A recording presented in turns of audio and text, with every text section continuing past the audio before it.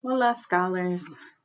So today we are looking at queer, a graphic history, and specifically we are looking at pages 59 to 88 in the textbook. And so this is all about the birth of queer theory. And I do like that this segment of the reading reminds us that there are other scholars / were other scholars that were working on the theory and the ideology, such as Gloria Anzaldúa, and she's really big in my field, ethnic studies, Chicana and Chicano studies. And they also start us off with De Laurentiis and her work as well, and specifically with the special issue of the journal Differences, a journal of feminist cultural studies. And so I think it's really important before you get into the heavier theorists such as Judith Butler and Michel Foucault that you understand a little bit of this other background. And although I won't be talking touching much upon Gloria Anzaldúa's contributions just because she's only mentioned kind of as a footnote here, I encourage you all to read up on her, especially her seminal text, Borderlands La Frontera. So if you haven't read it before, I suggest you look at it.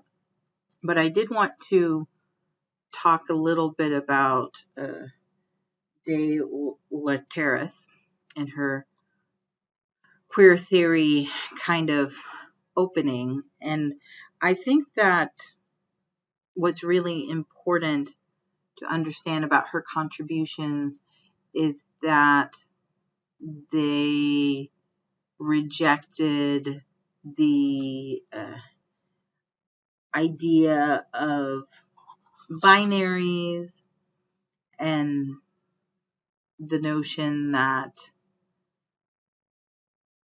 there was a norm that everything should be based upon.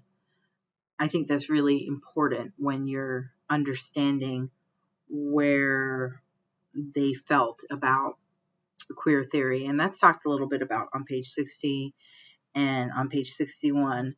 But I think it's also really good to point out that in the end, they also reject the terms themselves. So just she was critical of how it was being used. A really good quote about queer theory that aligns with our other textbook is at the bottom of page 61.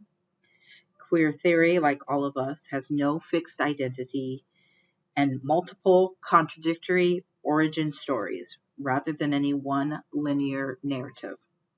Like us, it's plural rather than singular, in flux rather than static.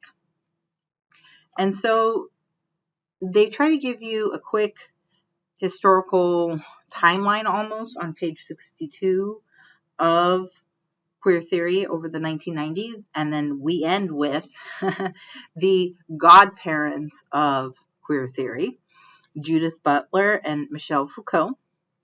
And I feel like we have a really strong supplemental video from Judith Butler's own words that I've included on Canvas. So I really want to focus on Michel Foucault's work in terms of what is mentioned here in the textbook. I didn't really find anything I liked, and there's now some controversy about the scholar, and we can talk more about that in class as well. But I do want to point out that that they're considered, one of the leading contributors to the field. Foucault spoke a lot about and wrote a lot about sexuality, surveillance, police state, gender, sexuality. And one area that our textbook really focuses on is the panopticon ideology that they used from an 18th century philosopher. And that's discussed on page 65.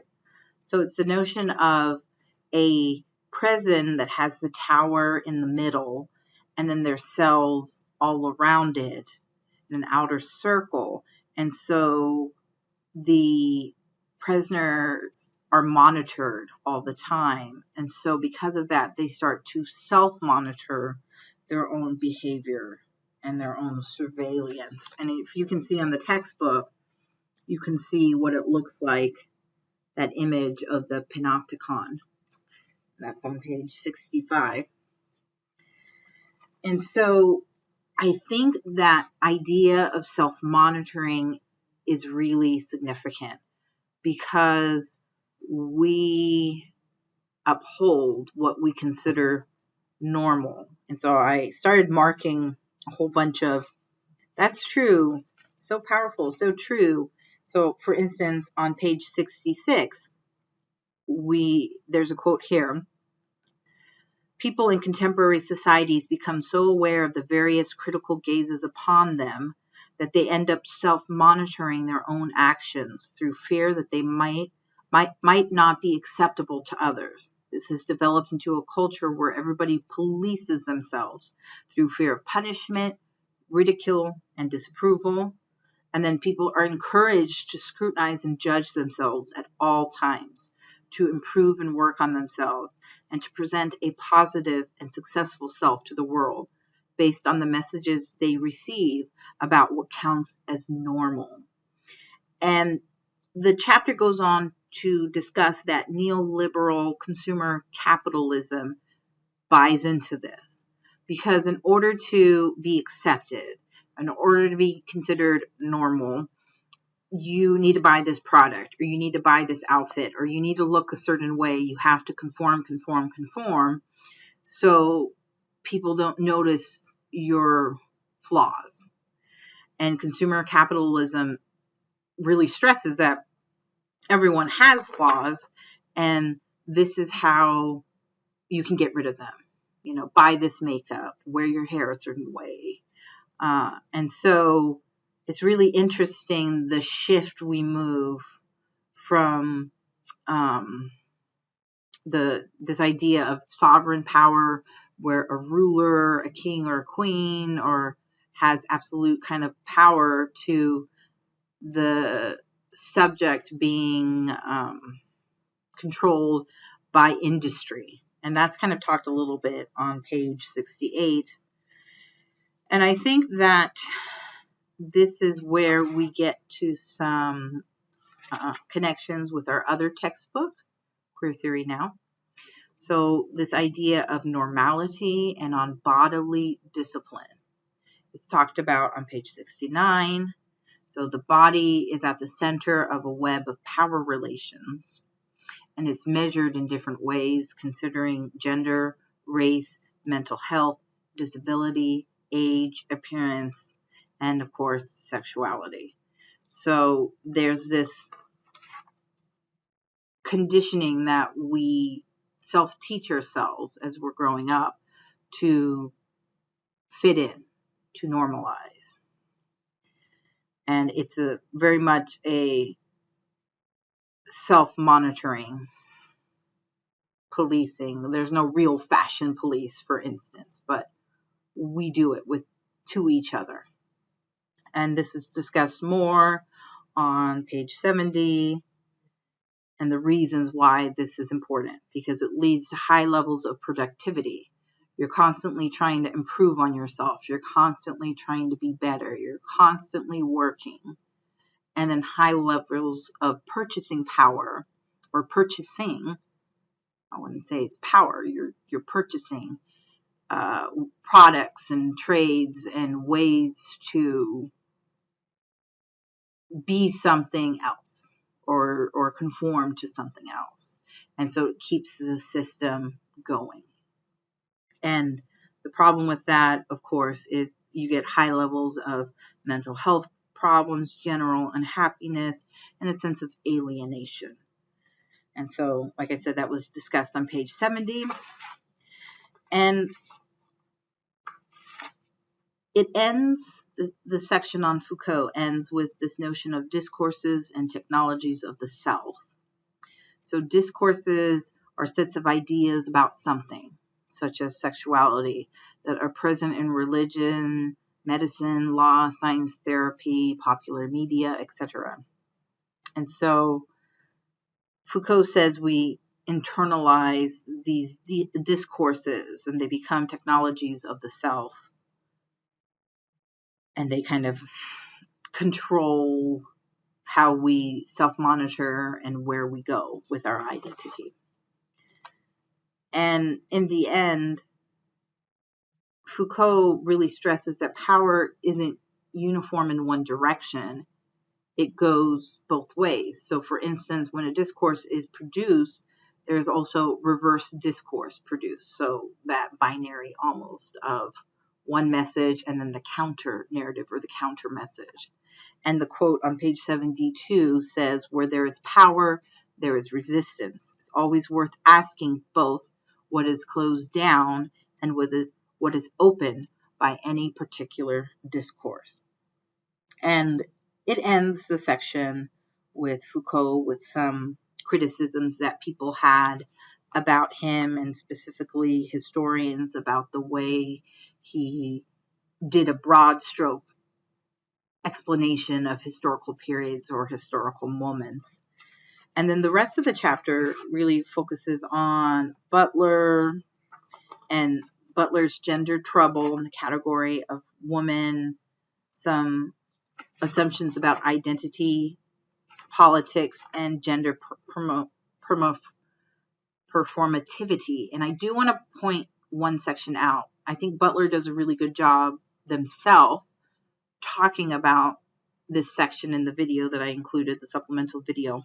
But I do want to point out on page 79 that Butler argues that gender is performative. Our gender is our expressions and behaviors, rather than those expressions and behaviors being the result of some underlying gender identity.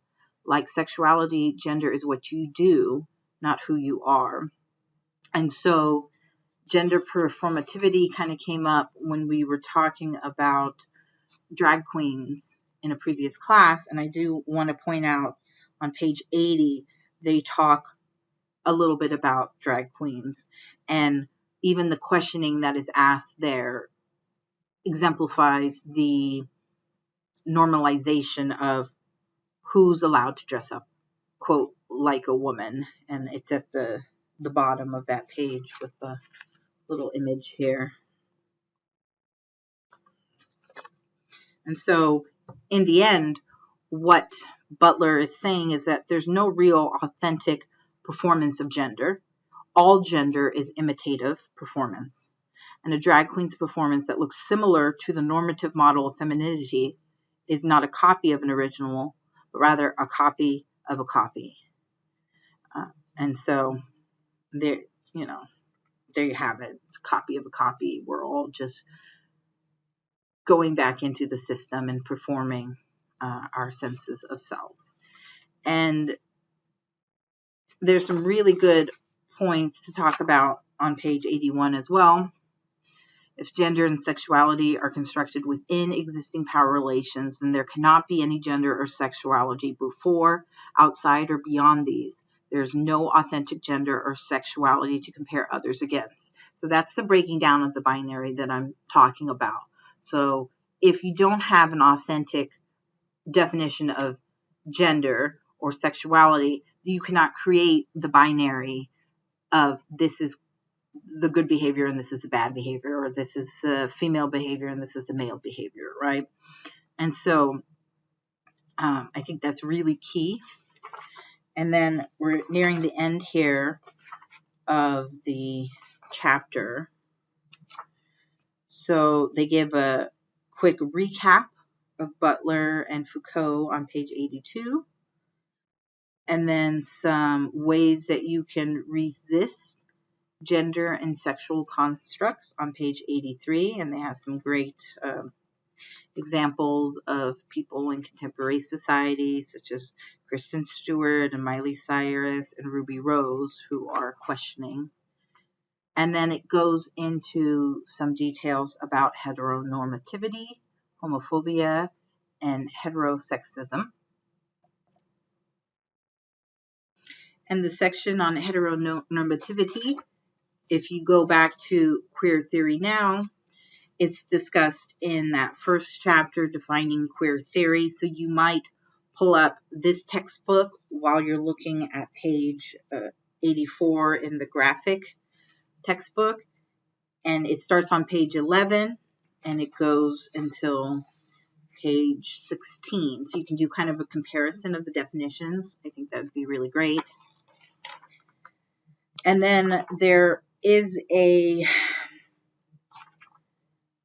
article that's mentioned at the end of the reading on page 87 that I will give you a copy of on our Canvas page. And it's called Peggy McIntosh's Privilege Backpack, the Invisible Knapsack. It's the name of the article, I believe. And they use it to reference the privilege backpack. And so I want you to have reference for that. It's typically used for racial privilege, but I think it works really well here in this context as well. So as always, reach out if you have any questions via Canvas email.